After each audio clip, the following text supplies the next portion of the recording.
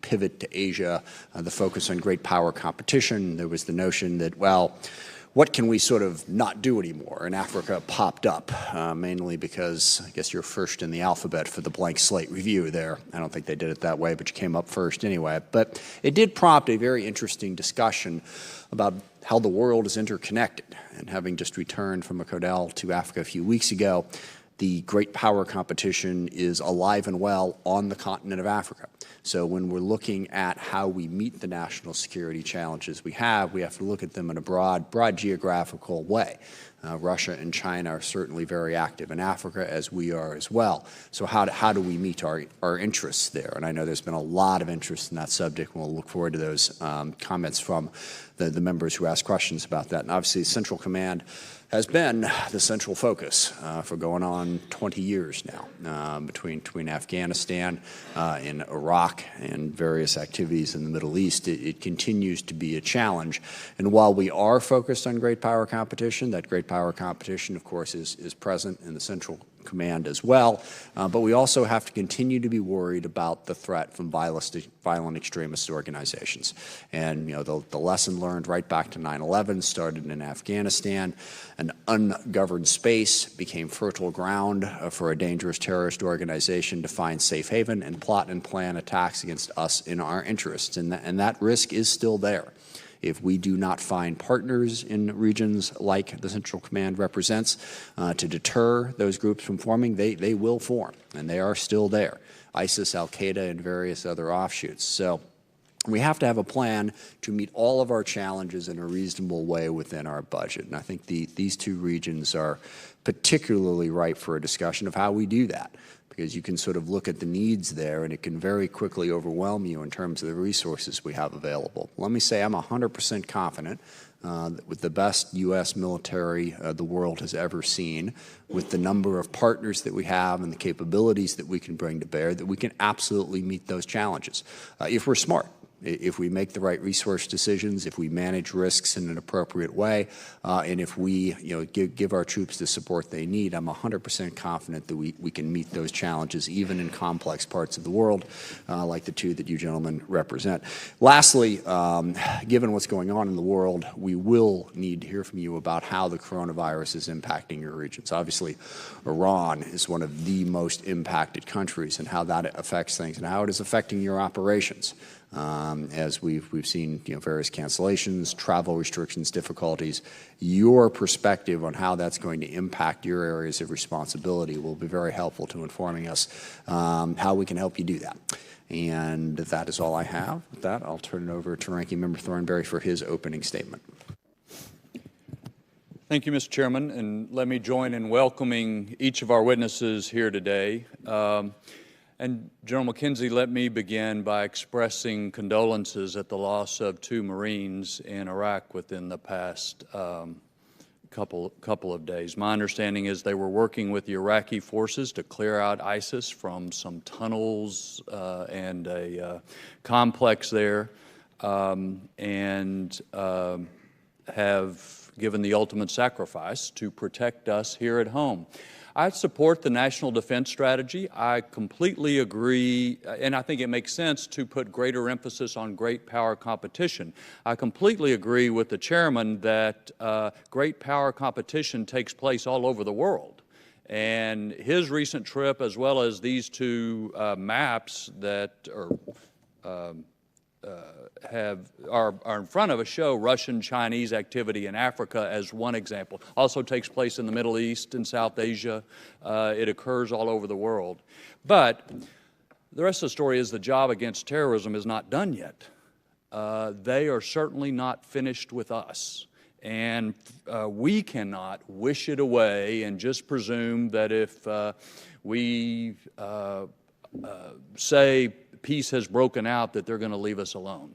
And I think it's, we get focused on different issues as time goes on. I think it's an important reminder that every day there are men and women risking their lives to protect us here at home from terrorist threat. And that's true in Afghanistan, it's true in Iraq and Syria, and it's true in Africa, it's true in a variety of places around the world. And so as we talk about great power competition, I don't think we can forget the other issue, and we certainly can't afford to walk away from it. And in YALT's to AORs, that's particularly true. I yield back. Thank you. Before we begin, two quick programming announcements. We are again going in reverse order on our questions, so we'll start with me and Mr. Thornberry, and then we'll go in reverse order. Second, we have a classified hearing after the public hearing, so we will stop exactly at noon and head upstairs to 2212 for the classified portion of this hearing. And with that, I will turn it over to Ms. Wheelbarger for her opening statement. Good morning. Chairman Smith, Ranking Member Thornberry, distinguished members of this committee, we are grateful for the opportunity to testify today. I would like to start by thanking the men and women of the Department of Defense whose dedication and sacrifices enable us to achieve our objectives in the Middle East, Africa, and elsewhere. I would also like to recognize the strong collaboration and bipartisan support provided by this committee. As I said last year, as a former professional staffer on multiple committees in Congress, I understand that this is a vital institution, ensuring our military has the resources, oversight, and political legitimacy to succeed at the hard missions we give it. Congress is also helps ensure we have civilian control of the military, as enshrined in the Constitution and required for the preservation of our democratic values.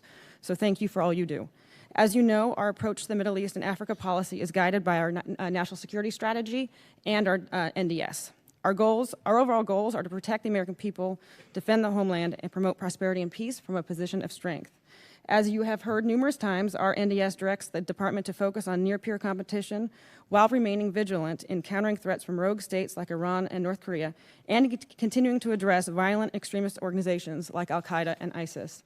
The need to address near-peer competitors requires us to make adjustments to our posture and avoid prioritizing near-term problems at the expense of building readiness and capacity for high-end conflict in the future. As we do so, though, we must also deter and confront current adversaries while avoiding miscalculation or escalation that would distract and undermine our national security interests. In the Middle East, the United States strategy is to keep the region from being a safe haven for terrorists or dominated by any power hostile to the United States.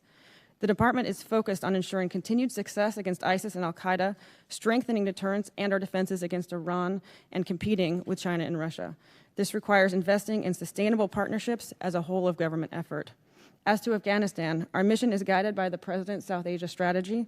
As you are aware, on February 29th, the President announced an agreement with the Taliban that is a major step toward political settlement, but it is just a first step. We have insisted to the Taliban that they abide by their counterterrorism commitments, negotiate in good faith with all Afghan stakeholders, and not restart violence. However, we are prepared for all eventualities. Our presence in Afghanistan is conditions-based, and future posture will be based on the facts on the ground. In Africa, the United States maintains a whole-of-government approach to advancing security and stability on the continent. Our commitment to the Africa continent includes diplomatic, military, and economic efforts. And persistent U.S. presence is not the only measure of DOD's commitment. Our commitment is demonstrated by our counterterrorism training and operations, our dynamic force employment, military training, exercises, foreign military sales, intelligence sharing, crisis responses, and emergency humanitarian assistance. So I'll close by saying I think the department is well positioned to address all the range of threats that we face. Our approach helps us meet a variety of present and future threats while enhancing the strength and agility of our forces. Again, thank you for the opportunity to testify today. General McKenzie.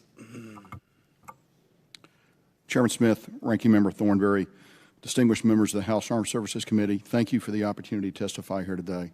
I'm proud to testify alongside General Steve Townsend from AFRICOM and Ms. Kathryn Wheelbarger from OSD Policy. It's this partnership within DOD, across COCOMs, and between the interagency that ensures synchronized execution of the National Defense Strategy. My senior enlisted leader, Fleet Master Chief Jamie Hurdell of the Navy, is also here with me today. Before I begin, I would like to recognize the sacrifice of Captain Moses Navas and Gunnery Sergeant Diego Pongo, who were killed in action against ISIS last Sunday in the Karachak Mountains in Iraq as part of Joint Task Force OIR. They will be remembered. Today, there are nearly 90,000 men and women serving within the 20 nations comprising Central Command as well as the headquarters in Tampa. I'm proud of their remarkable dedication and humbled by their personal sacrifice, and it's my honor to serve with them. They are young Americans in the line of fire, working to prevent attacks on the homeland, counter destabilizing regional influence, prevent the proliferation of weapons of mass destruction, and assure the freedom of navigation through international waterways. Your annual and timely passage of both the National Defense Authorization Act and the Defense Appropriation Bills honors their courage and sacrifice. I encourage you to maintain this tradition. Keeping a pledge from my confirmation hearing in December 2018, I appear before you and offer my best military advice. My written statement highlights several nations and areas of interest within the Central Command, but my opening statement today will focus on Iran. The National Defense Strategy directs us to work with partners to deny the Iranian regime all paths to a nuclear weapon and to neutralize Iranian malign influence. This is no easy task. Iran is persistent and is growing its arsenal of ballistic missiles despite international condemnation. Iran remains the world's largest state sponsor of terrorism. Since May 2019, Iranian proxies and Shia militia groups in Iraq have increased attacks on U.S. interests and conducted scores of unmanned aerial system reconnaissance flights near U.S. and Iraqi security force bases. The Iranian regime has attacked or seized foreign vessels in the Gulf, sponsored attacks by Houthi forces from Yemen into Saudi Arabia, continued the export of lethal aid to destabilizing groups across the region, and carried out an unprecedented cruise missile and UAS attack in September against oil facilities in Saudi Arabia. In early January, Iran launched more than a dozen ballistic missiles in a deliberate attack against U.S. and coalition forces at 2 bases in Iraq. This state-sponsored missile strike crossed a threshold compared to previous attacks and has probably set a lower bar for future actions by the regime. While periods of decreased tension may provide the illusion of a return to normalcy, ample intelligence indicates the regime's desire to continue malign activities that threaten lives, destabilize sovereign nations, and threaten freedom of navigation, regional commerce, global energy supplies, and the global economy itself. At CENTCOM, we recognize that so long as the U.S. applies diplomatic and economic pressure, the joint force must be postured to deter Iran from employing the military element of power to counter our actions. Our presence sends a clear signal about our capabilities and our will to defend partners and U.S. national interests. Going forward, it is CENTCOM's objective to posture forces in the region with the operational depth to achieve a consistent state of deterrence against Iran and be adaptable to future Iranian threats. The FY 2021 DOD budget supports CENTCOM's ability to keep our forces agile, lethal, and adaptable. As we work with our partners to safeguard our mutual interests, we do so with the knowledge that we are stronger together. Key to building and maintaining regional partnerships is the authorization, the funding, and the employment of security assistance programs. Additionally, the National Guard State Partnership Program currently cultivates relationships and improves interoperability with 6 nations across the CENTCOM AOR, with more considering entry. Again, the FY 2021 budget supports building new partnerships and forming an enduring Middle East coalition. As CENTCOM continues ongoing operations, we appreciate the efforts of our DOD civilian leadership. We acknowledge the teamwork of the interagency and thank the members of Congress and your staffs, without whose consistent backing we would be unable to accomplish our mission. In order for America's armed forces to sustain all domain dominance, the Department requires your support as well as predictable, adequate, and timely funding. Mr. Chairman, Ranking Member, and committee members, thanks again for all you do for our troops and our families, and I look forward to your questions. Thank you. General Townsend. Chairman Smith, Ranking Member Thornberry, and members of the committee, good morning, and thank you for the opportunity to appear today. It's a privilege to be a part of and lead America's exceptional men and women of U.S. Africa Command, who are dedicated to protecting America and advancing her interests on the African continent. This morning, I'm accompanied by my State Department Foreign Policy Advisor, Mr. Russ Schiebel, and AFRICOM's new Command Senior Enlisted Leader, Marine Sergeant Major Richard Thresher. I'd like to take a moment to honor the memories of 3 Americans, U.S. Army Specialist Henry J. Mayfield, Jr., Mr. Bruce Triplett, and Mr. Dustin Harrison, who lost their lives in the service of our nation on January 5th at Manda Bay, Kenya. To their families, our thoughts and prayers are with you. Your loved ones died while protecting the American people from the very real threat of the Al-Qaeda and Al-Shabaab terrorist groups. I'm here this morning with my battle buddies and friends, Ms. Wheelbarger and General McKenzie, to discuss shared challenges and opportunities in our areas of responsibility while furthering joint force readiness. Africa overwatches a global crossroads with strategic choke points and sea lines of communication that are essential to global commerce and critical to U.S. operations in the world. Our future security and prosperity rest on our strategic access and influence in Africa in times of crisis. U.S. Africa Command is engaged in an ongoing blank slate, now COCOM review. In concert with the Department of Defense, we've developed a prioritized list of objectives and actions to protect the homeland and secure our strategic interests in Africa while focusing the American taxpayers' investments in the right areas. Africa is key terrain for competition with China and Russia, who are aggressively using economic and military means to expand their access and influence. I believe Africa offers America a competitive edge over China and Russia, and we should take advantage of it.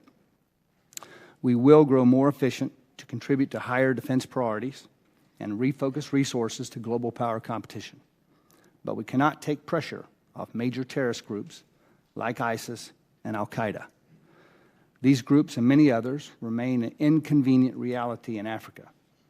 While we should not try to confront each one, we should remain resolute in confronting those who threaten American interests in the region and the American homeland.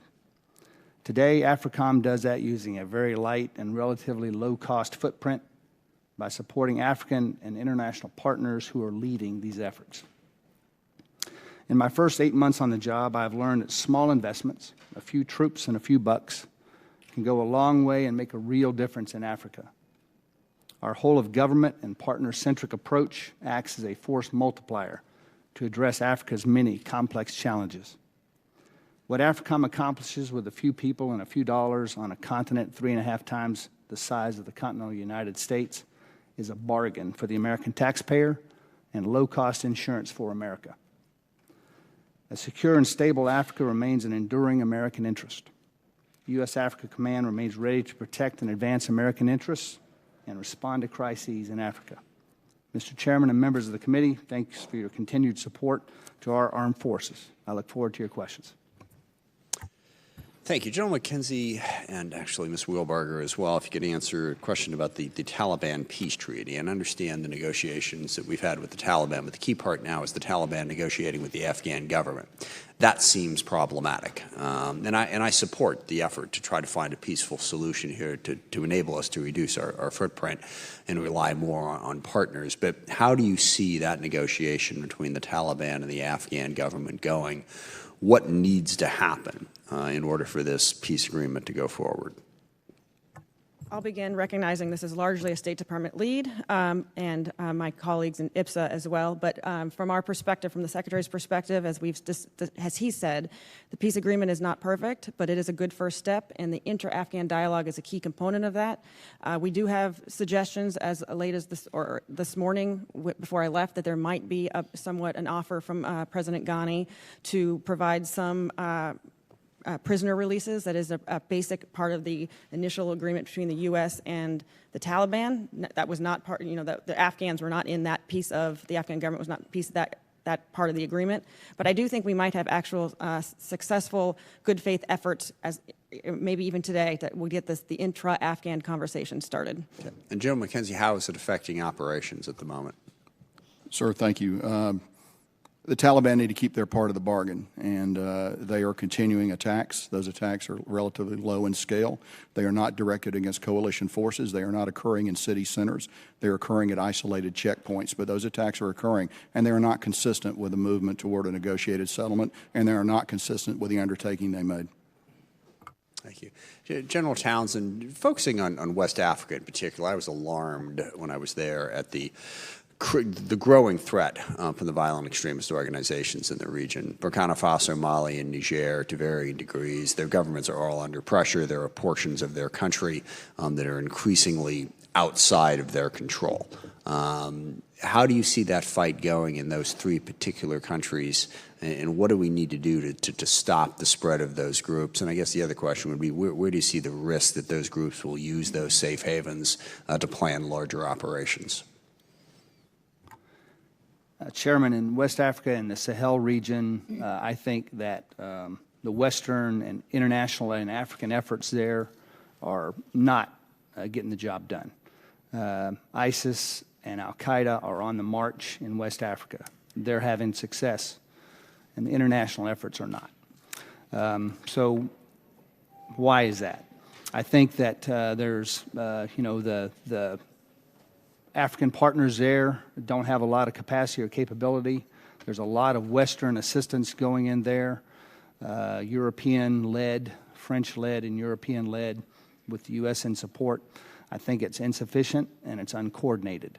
I think the French and the Europeans have recognized this, and they're taking steps to make it better coordinated. And those efforts might actually be sufficient if they were better coordinated. If we don't turn this around in West Africa, I think it becomes a growing threat in the region. I think the threat will begin to impact on the littoral states. It's already started to reach the northern fringes of the littoral states. I think that Europe can and should do more before America should do more in this part of the world. I think the problems that manifest from West Africa will manifest in Europe before they manifest in America. But I do believe that if ISIS can carve out a new caliphate, or Al-Qaeda can, they will do it, and they will attempt to do it in West Africa. Thank you. Mr. Thornberry. Let me just, follow up on the chairman, really. And General McKenzie and General Townsend, would each of you give us a thumbnail sketch of the terrorist threat in your AORs? I know we'll have more detail when we go to classified setting, but I think it's important for all members and the American people to know, is this threat still there? Kind of what's it look like? How's it evolving? That sort of thing. Thank you, sir. I'll begin and go from east to west. So in Afghanistan, the principal threat that could threaten our homeland or the homelands of our allies and partners is either ISIS-K or elements of Al-Qaeda. Both of those forces are under considerable pressure now from us. They're pushed up into the east of Afghanistan. If unrelenting CT pressure is maintained, it is likely they will find it very hard to achieve a degree of coordination necessary to attack us. We believe that if that pressure is relieved at some point in those ungoverned spaces, they would regain that capability. So that's one thing. The next thing I would note is the Taliban actually does not entertain attack plans against the United States. They're a regional entity. There are good reasons why have been conducting operations against them, because of the fact they host two other organizations that actually have sworn to destroy us. But the Taliban themselves are not poised or have any background of attacking, certainly not attacking our homeland.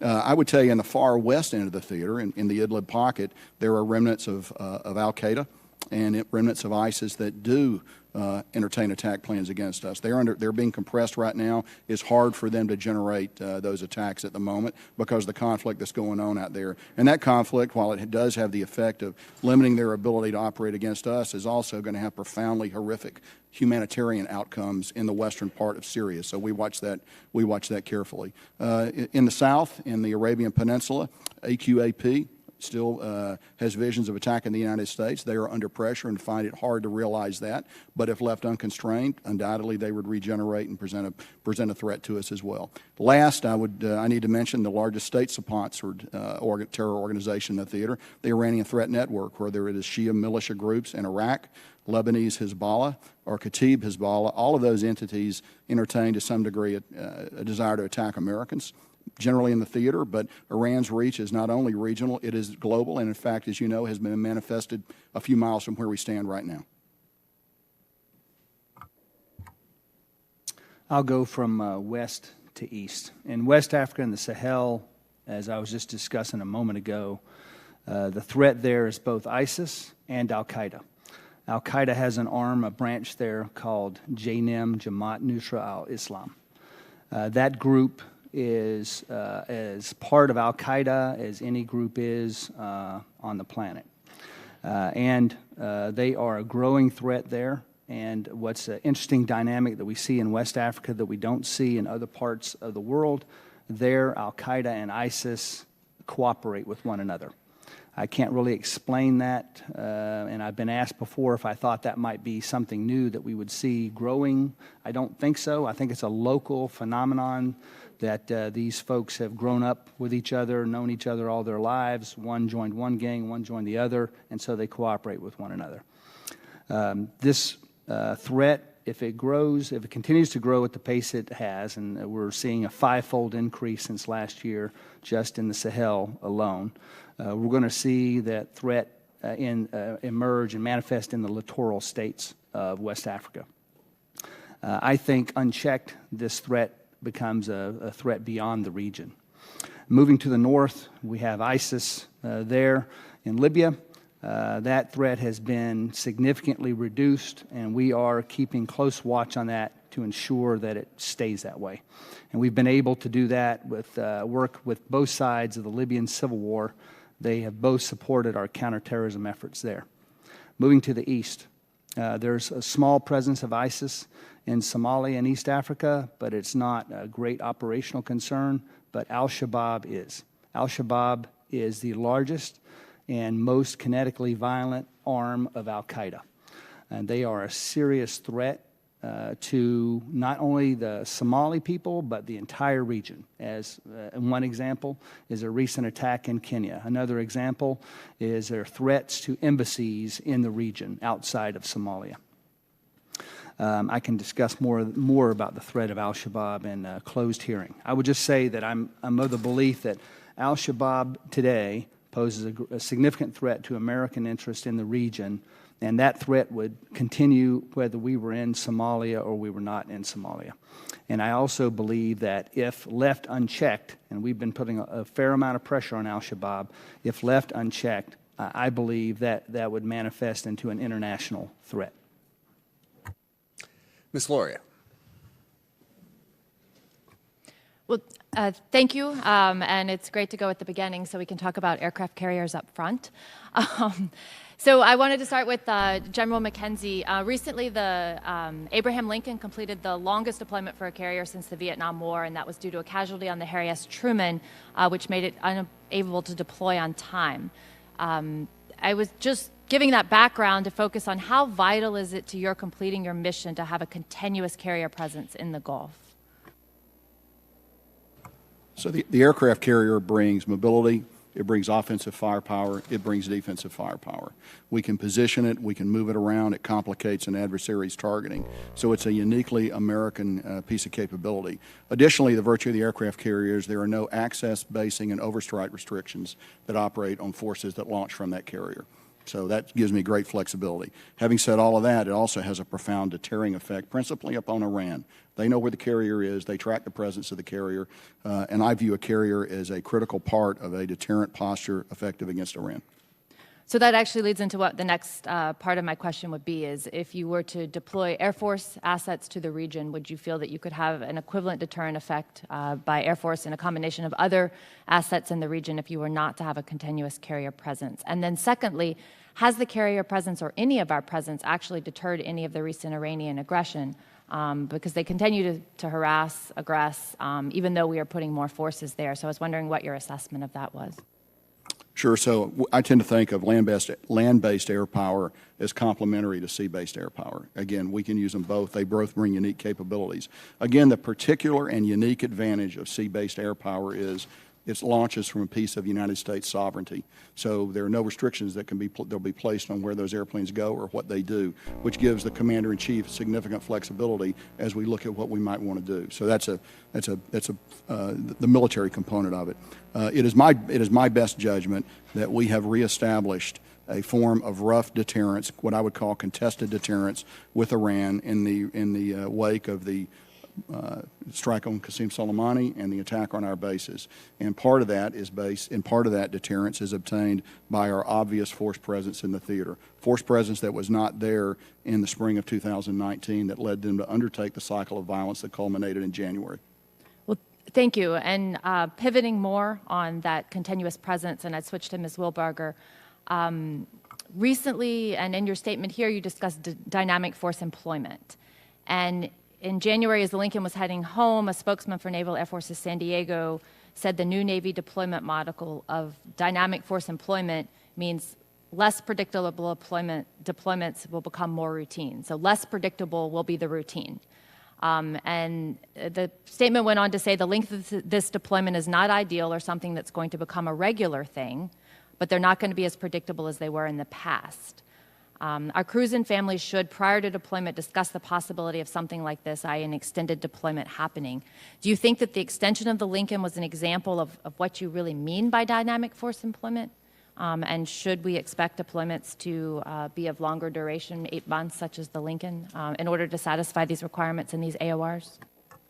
Thanks for the question. I don't think we saw that particular example as a key example of dynamic force employment. We want to. So you think that was a misstatement by the spokesman for? No, I think what we want to see is that dynamic force employment allows us to be, as I think the spokesman was trying to say, strategically predictable but operationally unpredictable.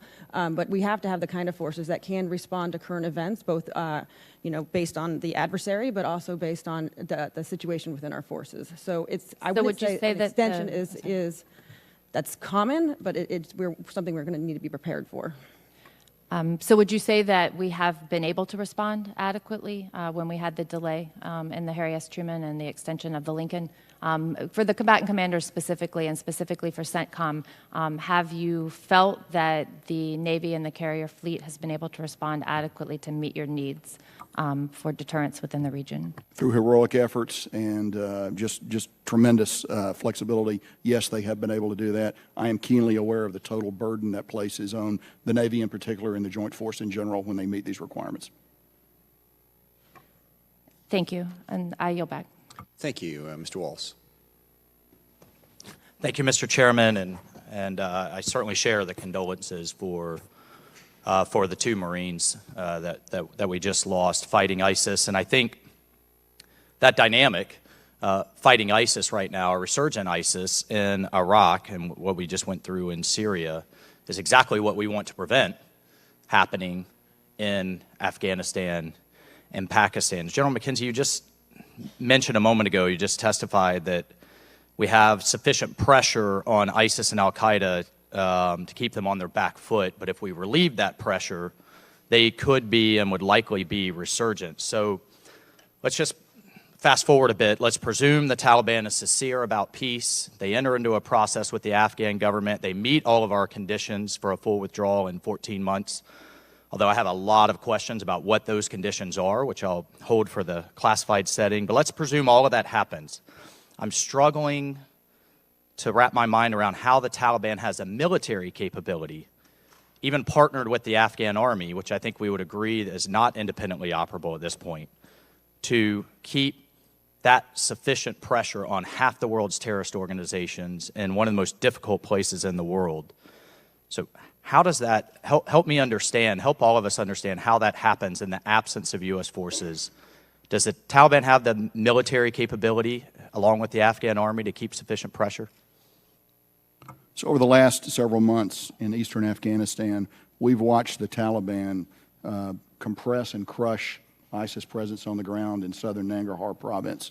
And they've been very effective doing that. That's some of the worst terrain in the world. They paid a very steep price in their own fighters. Was that independent of our support? There was very limited support from us, and I would characterize that as very limited support from us.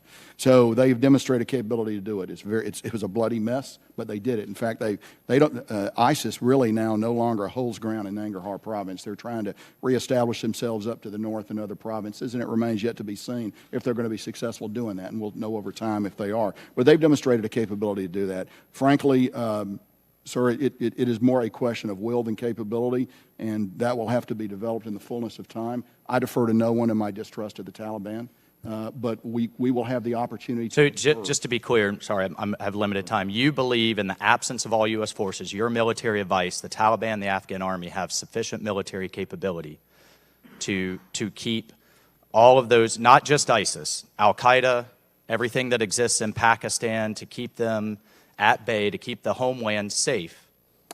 And I would just remark that if we all know that if we have to fight our way back in, that we will be tending, I think, many more funerals than a current sustained pressure campaign with limited forces. First of all, I share those concerns. I think those are very reasonable concerns. It is less a capability than it is a question of will. And it's less a question of will against ISIS than it is against al-Qaeda. And those are things that we're just going to have to see in order to believe as we go forward. As conditions are set, or they either meet those conditions or they don't meet those conditions. If we shut down Bagram Air Base, I think it's important to have on the record here. In Syria and Yemen and other places, we have basing capabilities around those countries, whether it's Incirlik, Idlib, Djibouti. What do we have around Afghanistan? Should those presumptions, should they not have the capability, the Taliban and ANA, what other bases do we have in terms of a plan B to be able to conduct operations into Afghanistan and the FATA or the Western Pakistan? Well, sir, so right now, we're executing a withdrawal. In the absence of Bagram. I mean, assuming playing this all out, we withdraw all forces. So we have no plans beyond going to 8,600 right now. No one's given me any guidance to go to a lower There's a force public level. statement of 0 forces, full withdrawal in 14 months. There is, however, we have not developed military plans to that end yet. Okay. I think it's also worth noting that we still have an American hostage held by the Taliban, just taken in the last few months. So I would be extremely concerned to see Taliban prisoner releases while the Taliban and the Haqqani network are holding a U.S. citizen, former Navy diver, hostage. And then the last piece, in terms of great power competition, I can't think of another American military base or coalition military base, now that Manas is gone, besides Bagram on China's western flank. Can you talk to the western flank of China and what platforms we have there? So the platforms we have are intermittent platforms as we go in, conduct joint training, but we have no permanent platform up in the stands, as you noted, sir. Thank you, everyone, for your service. I appreciate your testimony. Ms. Escobar. Thank you, Mr. Chairman, and Sorry, thanks. I apologize. I'm sorry, I was right. Ms. Escobar, go ahead. Sorry, we'll start over. Thank you, Mr. Chairman, and many thanks to our witnesses for your presence here today and for your service. And I just want to say at the outset, obviously we all want to see peace happen. We are hoping for successful conversations between the Taliban and the Afghan government, but I do have some serious concerns, General McKenzie. Secretary Esper has authorized the drawdown of to the 8,600 troops. That's happening. That's happening before the deal between the Taliban and the Afghan government is sealed and worked out. Given recent events, especially our need to strike against Taliban fighters just days after we signed the peace deal, what confidence do you have in the Taliban honoring their commitments to us? You keep saying it's not a question of capacity, but that it's more a question of will. What confidence do you have in that will? So I have no confidence because I'm going to be driven by the observed facts. Either they will draw down the current level of attacks or they won't. And if they're unable to draw down the current levels of attacks, then political leadership will be able to make decisions based on that. But it doesn't matter whether I'm optimistic or I'm pessimistic. We'll see what happens on the ground. To date, Taliban attacks are higher than we believe are consistent with an idea to actually carry out this plan. Now, that may be because the Taliban has made a decision at the top to continue those attacks and press us. It may be because the Taliban's leadership is fractured, and it takes a while to get all this down to the subordinate leaders. Their command and control is not as effective or as rapid as ours. We will know very soon on that. But I would say, first of all, right now, attacks are higher than we want, although they have not chosen to attack coalition forces. They have not chosen to attack inside the major urban areas, although ISIS has conducted some of those attacks. So we will see what happens going forward. The last point is we are going to go to 8,600, and we're going to achieve that here by the middle of the summer. It is my best judgment and the judgment of the commander on the ground, General Scott Miller, that we can be very effective in our CT efforts at that force level. What is our plan specifically, and who makes the determination about when that line is crossed, when we've had enough, when we're not seeing enough progress? Are there specifics? I understand you may not be able to divulge those in an unclassified setting, but are there very specific measures that we will be using? Is it somebody's sense? So we have a very sophisticated system for tracking attacks, how many were initiated, how many casualties were caused as a result of those attacks, where those attacks occur. We report that, and I have a recommendation on that. General Miller has a recommendation on that. It goes to the chairman and the secretary. The decision about what is tolerable and what is not tolerable is not a military decision. That's a political decision, a policy decision. I defer that to Ms. Wheelbarger to talk about. I will just add what I've heard the Secretary, and I think you've probably heard the Secretary say in response to Mr. Walsh's question as well. The 14 months of going to zero is an aspirational benchmark based on the conditions being achieved. The Secretary is well prepared to look at the terrain in a few months and see what the Afghans and the Taliban have come to. And he is prepared, as he has said to me, and I think he has said to the committees, to readjust our force posture up or down based on what the conditions require to achieve our objectives, which are to continue to ensure Afghanistan is not a safe haven for terrorists who could particularly hit the homeland. So he is prepared to look at the truth on the ground and make decisions accordingly. Thank you. And Ms. Wheelbarger, we know that we're at the beginning of the process, and understandably we've got to wait and see and have high hopes, but obviously keep close watch. But the intra-Afghan dialogue phase, which was supposed to start today, has been delayed. How do we know this is not just the Taliban trying to run out the clock? Sure. I mean, like I said before I arrived this morning, I did ask if there's any updates, and it did seem like there might be sort of a fig leaf from Ghani coming down where we actually will start those conversations today. I think all of us have to remain somewhat skeptical that this is going to work precisely as planned, but remained open and flexible to the Afghans over time working this out with themselves. But again, our interests are continuing to put political pressure on them to achieve that objective while continuing to have the military platforms and posture to allow us to achieve our national security requirements. Perhaps not beginning the withdrawal so soon would have helped provide some leverage for the Afghan government. I yield back. Thank you, Mr. Chairman. Thank you. Mr. Mitchell. Thanks, Mr. Chair. First, let me start by thanking you all for your service. For those you command, you're in a tough neighborhood some days, many days, and I appreciate it. Let's stay on the subject of Afghanistan, which seems to be a significant, if I have time, hop to Syria just to keep us entertained here.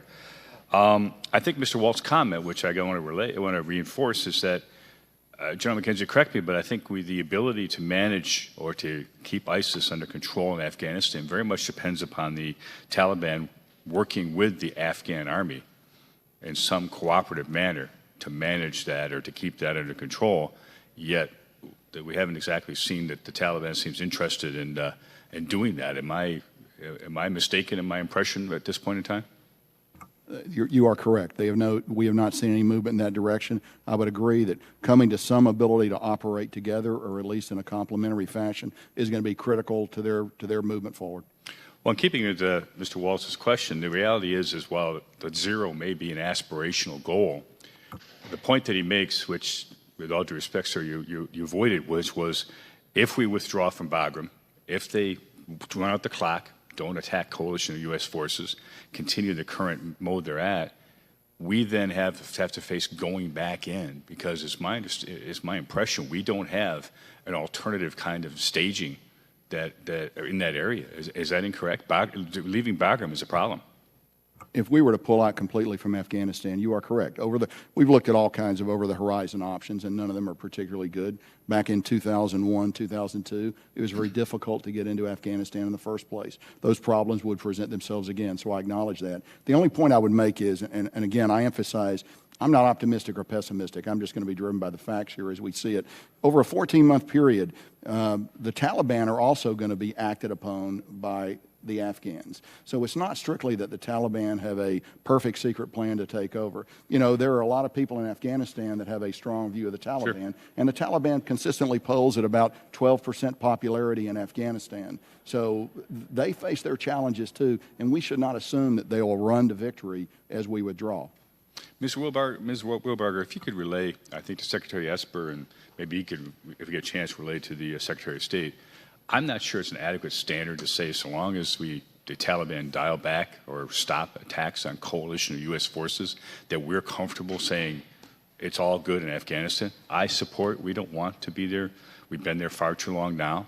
But the idea that so long as you don't bother us, we'll go away and hope you don't bother anything in the future is let me put it this way. I told my management staff when I ran a company, hope is not a plan. It's the last step before desperation. And we need to have more indication that that Taliban and Afghans can actually work in some manner cooperatively before we just walk away and say we're done with it, because we do not want to have to go back in.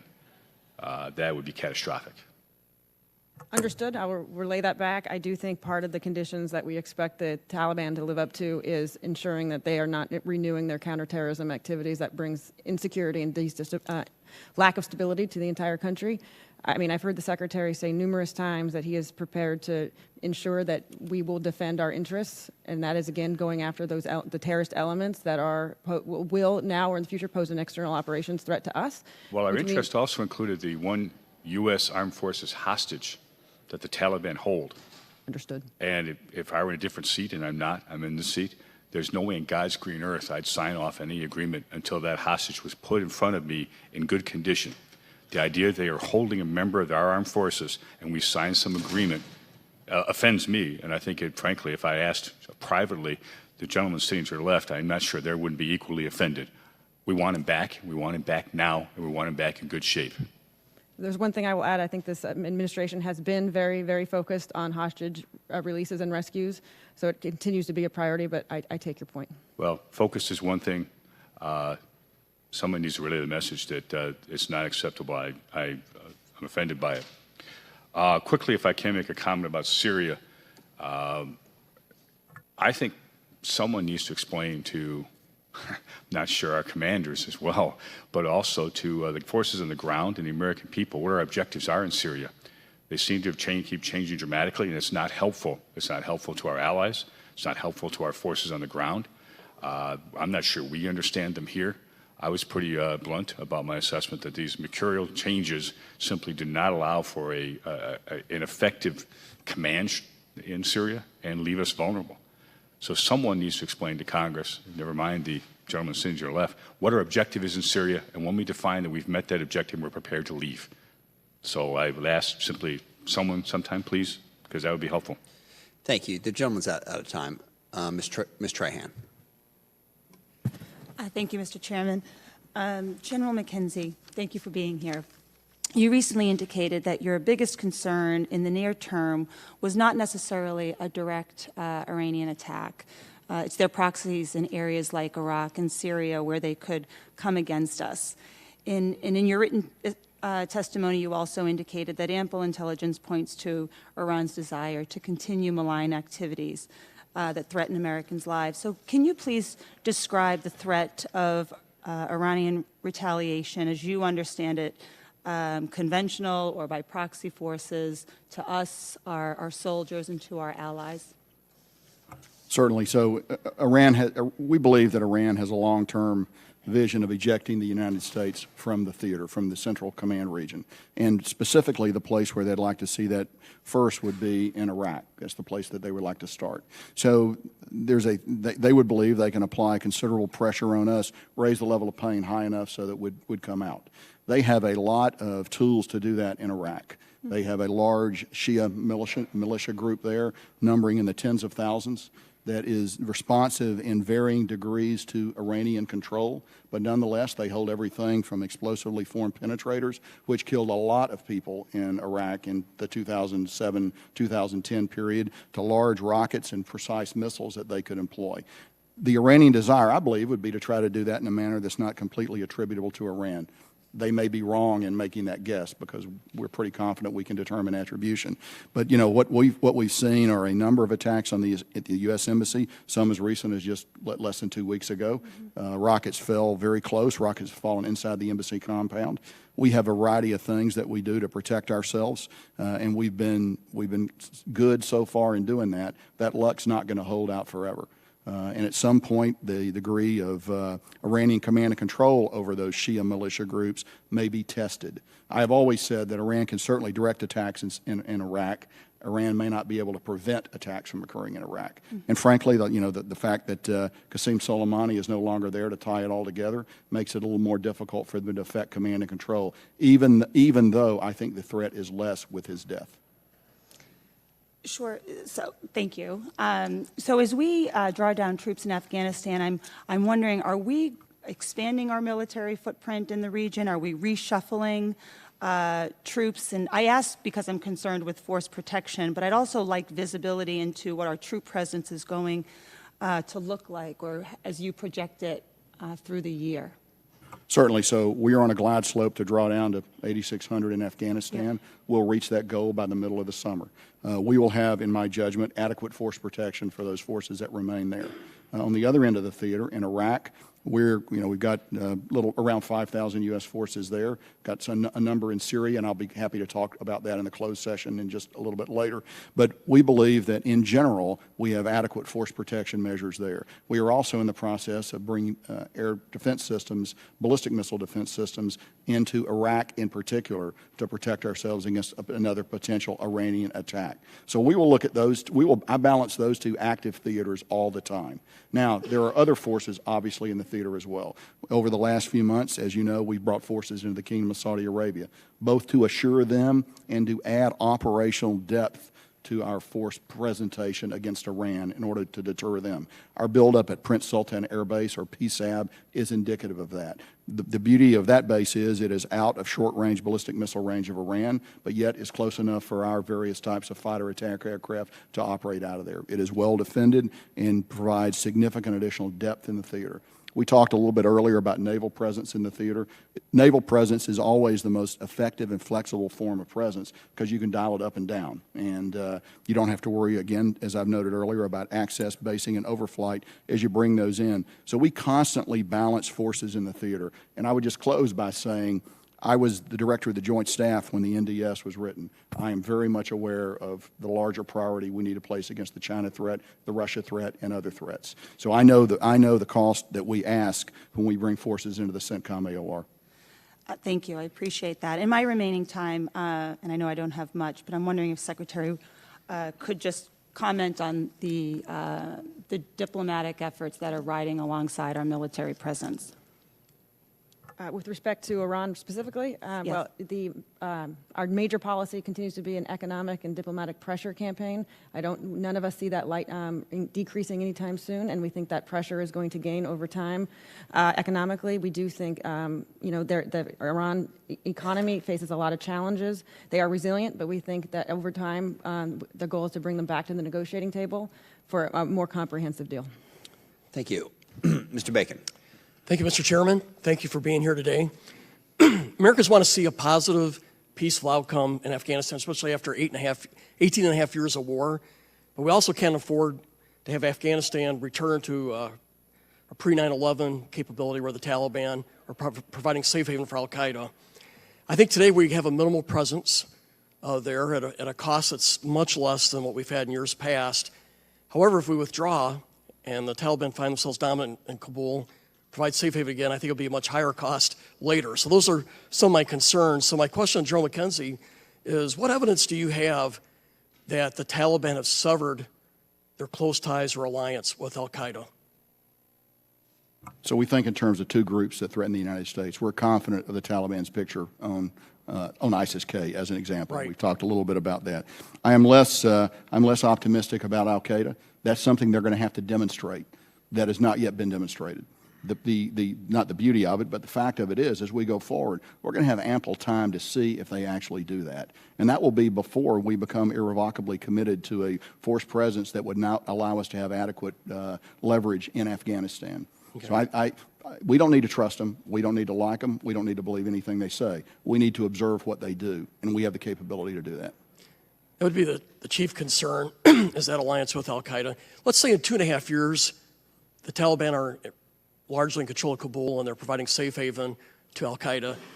What's our options at that point? How do we respond? I think the cost would be much higher than what we're putting in now. Just curious for I know it's a hypothetical, but just curious for your response. Where do we come in from and how do we hold them at check? So without getting into a hypothetical, I would tell you that we know how we got in 2001. So we have an object lesson on how to enter Afghanistan. It is difficult. It is painful. It's very expensive to do that. But we did it.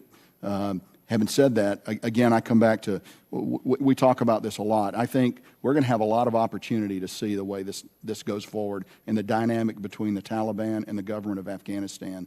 And I'm just not prepared to assume that the Taliban have good intentions, no, but I'm also not prepared to assume that the government of Afghanistan is defenseless and unable to assert themselves and come to a workable agreement with the Taliban. We don't know the answer to that question. We're going to have good opportunity to observe and get the answers to those questions. I would say the strength of this is it is delayed.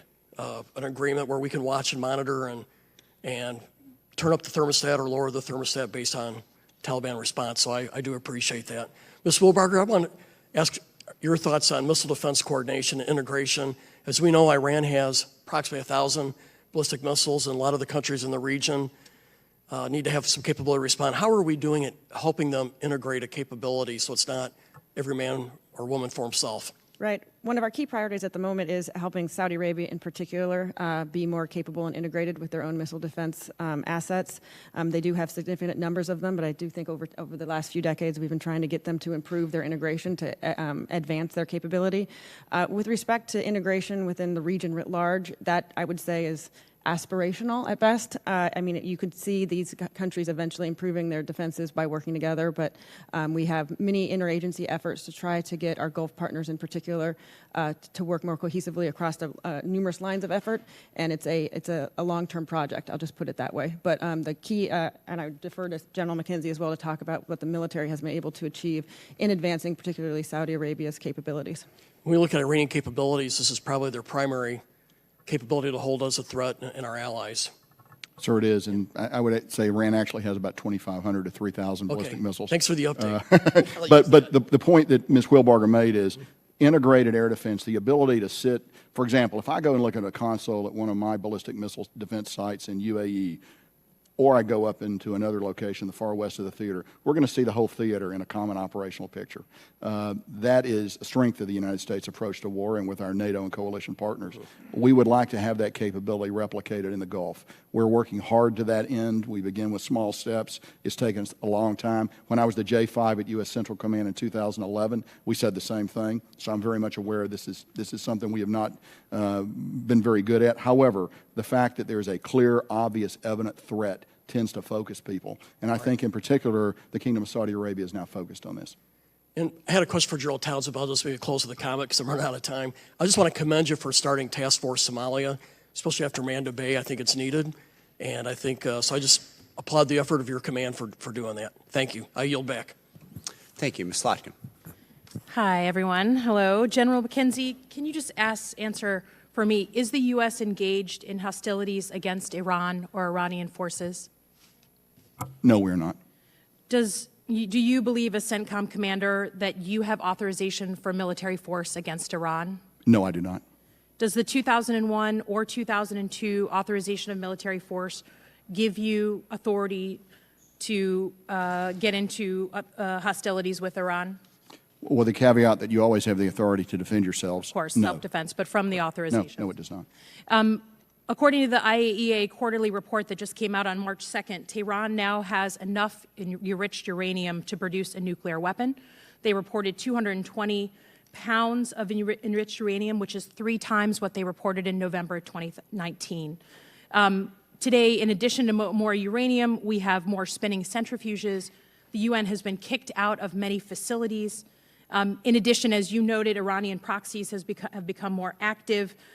We've had, as you say, we crossed a critical, forget your term, a critical threshold with the attacks, the ballistic missile attacks on the El Asad Air Base, which is personally sensitive to me since my son-in-law's unit is on that base.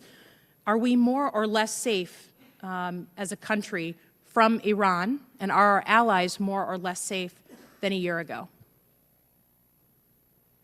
So I think I would go from the period of the exchange in early January. I think since then we have established a rough deterrence. Just from a year ago, though. I mean, your best military. I respect your best military advice. In terms of a force protection matter, our allies in the region, ourselves, our partners. When you look at Iran in totality, particularly the nuclear file, which we know is the existential threat, are we more or less safe? Are your forces more and less safe in theater? So I would say we are more safe in theater now because last spring there weren't many forces in theater. And the fact that the force density was so low was a major part of the Iranian calculus to act out in the kinetic sphere. I think that by the posture we have established in the theater, really beginning since May of last year, they are far more constrained than they were a year before then. So yes, I believe we're safer. From the nuclear threat, are our allies and partners more or less safe from a year ago? I would defer to Ms. Wheelbarger on the nuclear Well, threat. I'll take that. I want to ask a couple of questions on Iraq and Syria. We did lose 2 Marine special operators. My understanding is it took 6 hours to get to these guys. Can you help me understand, since I know many of us are concerned about the golden hour and making sure we get to forces, what happened? Do we have enough on the ground to actually protect the forces we have there? Sure, the terrain was vertical. It's some of the worst terrain in the world. I monitored it hour by hour along with General Pat White. There's no way to do it any faster than we did it. It's a very tough, difficult tactical situation. The problems we encounter were not problems of resources. Sometimes you fight in hard ground. Sometimes someone falls a long way and has to be recovered. What you don't want to do is get somebody else killed in that recovery or put yourself in a situation where you're going to put more lives at risk. I'm completely confident the commanders on the ground did everything they could to get these 2 folks out as quickly as possible. So should we expect additional, I mean, hopefully not, but killed in action because of the terrain? Well, so there are different kinds of terrain in Iraq. As you know, this is northeastern Iraq. Terrain's particularly bad up there. That's partially why ISIS is up there. We'll continue to operate there. Anytime something like this happens, we take a look at our tactics, techniques, and procedures to make sure we're going at it at the most effective way. But as you know, combat's a clash of human wills, and sometimes the bad guys are going to have a good day. Can you tell me, there are reports in Syria of drones dropping mortars and grenades on our troops near or around oil fields. Can you help me understand what's happening there, and do we have adequate force protection? Sure. So we have reports, I don't think as many as are in the NPR report, but yes, people work Group 1 UASs, which are the small UASs. They'll try to find a way to carry an explosive and fly it over either, not necessarily us alone, but the Russians have had some significant casualties in this regard, as have other nations that are operating there. So yes, it is a problem. We look at it very hard. It's one of my highest priorities. Who's operating those drones? So I think probably in this case, ISIS.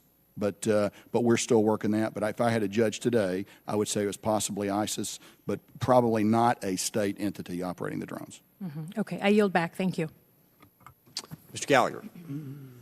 Just a quick follow-up. Do we know, are those commercial off-the-shelf DJI drones that they weaponize?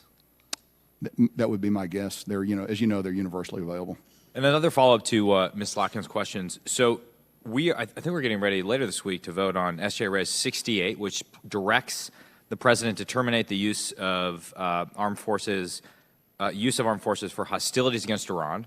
But you have just said we are not engaged in hostilities against Iran. So one could say this legislation is unnecessary. But in your professional military judgment, what do you assess would be the impact of this legislation, particularly when it comes to our deterrent posture with respect to Iran? So I have to confess I'm not familiar with I know the legislation exists. I've not done a detailed study of it. I know that our ability to deter Iran effectively comes from 2 things, our capability and our will. And so the ability to demonstrate those 2 things are what provides a cognitive effect in the mind of the person you want to deter, that no, you don't actually want to do something now.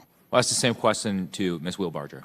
I think I'd follow up similarly that a signal to any potential adversary that we don't have support of Congress to defend ourselves if necessary would send a signal that would not be helpful to deterrence. And just to reiterate, we are not engaged in hostilities with Iran, though we retain, as always, inherently, under Article 2, the right to defend ourselves if attacked. Yes.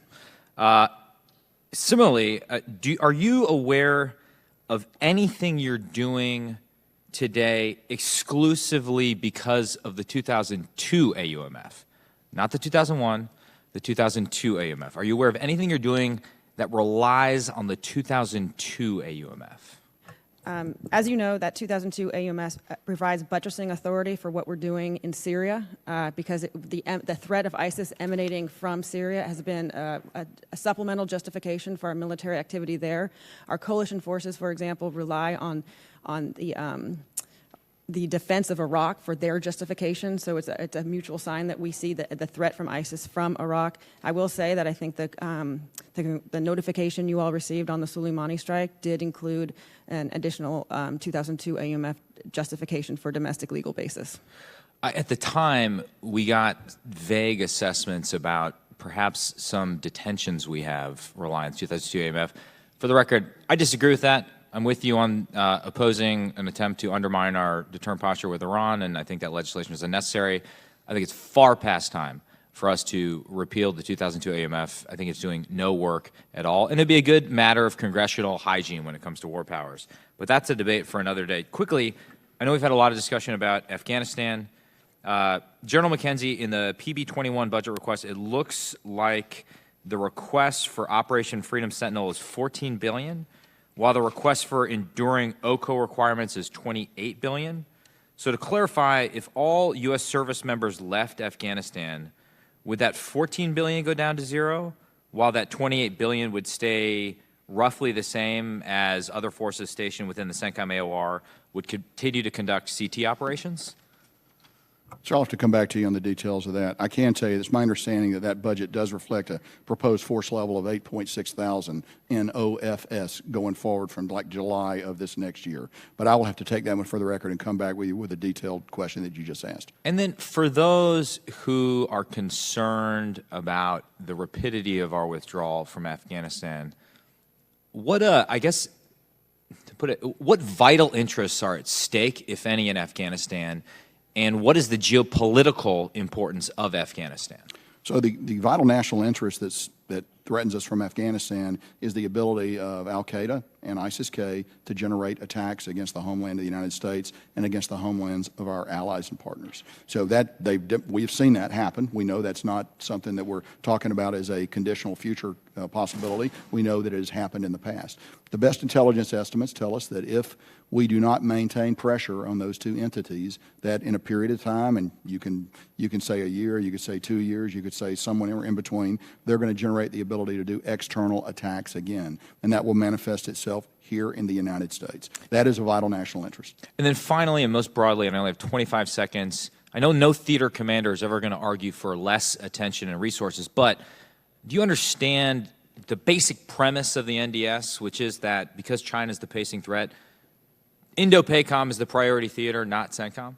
I was the Joint Staff J5, Director of Strategic Plans and Policy, and the Director of the Joint Staff during the creation of that document. I was present at the creation. I'm intimately familiar with it. A great title for a memoir. It is.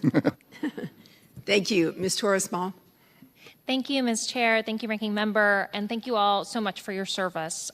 General McKenzie, I really appreciated your comments during your opening statement about how important it is that we be adaptable to future Iranian threats. And DOD has spent billions of dollars on kinetic and non-kinetic counter-drone systems to that effect.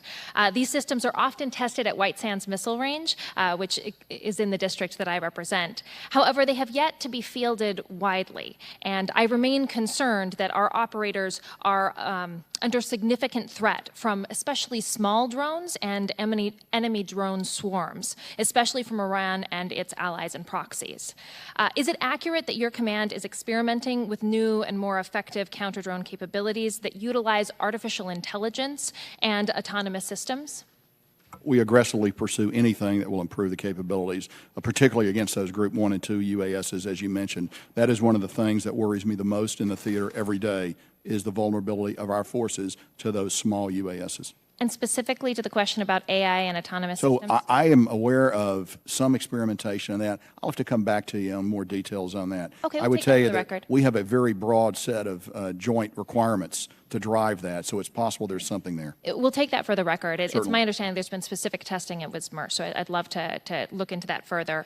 And I'll submit this question to the record as well, but can you please provide us a plan for FY21 that would enable us to accelerate the efforts that you are taking? Absolutely. I'd be delighted to do that. Fantastic. And are your command's needs for effective counter-drone systems being met currently? I'm convinced the system is generating as much as it can. The Secretary and I have talked about this. I own a lot of the systems that are available across the entire United States inventory. I am not satisfied with where we are, and I believe we are at great risk because of this. Fantastic. And so you're also exploring options that we do not currently own, correct? That is correct. We're open to anything, and a lot of smart people are looking at this. We're not there yet, but I think the Army having executive agency for this will actually help in a lot of ways. It will provide a focus to these efforts. So this is a significant threat. Thank you so much. Switching over to Africa briefly, it is estimated that over the next decade, 7 out of the 10 of the world's fastest growing economies will be in Africa. Against the backdrop of tremendous opportunity on the continent, China has ramped up its engagement. And this was distributed to all of us. I think it's a pretty clear example of China's ramped up engagement. Not only surpassing the United States as Africa's largest trading partner, but also expanding its military presence through an overseas base in Djibouti and increased arms sales. And what's interesting is this also shows that Djibouti has one of the largest debts to China on the continent. So General Townsend, is it accurate that strategic investments in development and diplomacy support defense to demonstrate that the United States is a better partner for developing countries than China? Absolutely, they do. We work at AFRICOM, we work every day and hand in hand with our diplomatic partners and our development partners. Thank you so much. And likewise, what are the national security costs of ceding ground to our competitors like China, especially in continents like Africa?